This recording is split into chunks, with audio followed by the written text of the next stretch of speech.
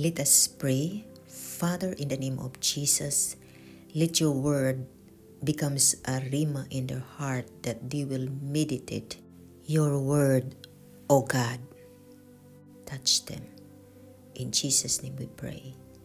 Amen. If we live by the Spirit, let us also behave in accordance with the Spirit. Galatians 5 verse 25. Death and life are in the power of the tongue, and those who love its use will eat its fruit. Proverbs 18 verse 21.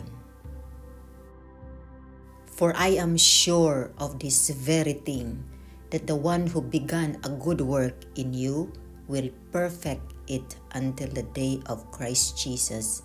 Philippians chapter 1 verse 6.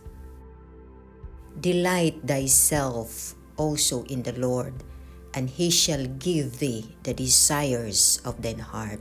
Psalm 37 verse 4. I will praise thee, O Lord, with my whole heart.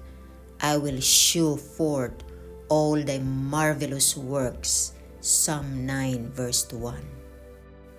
For the eyes of the Lord are over the righteous, and his ears are open unto their prayers.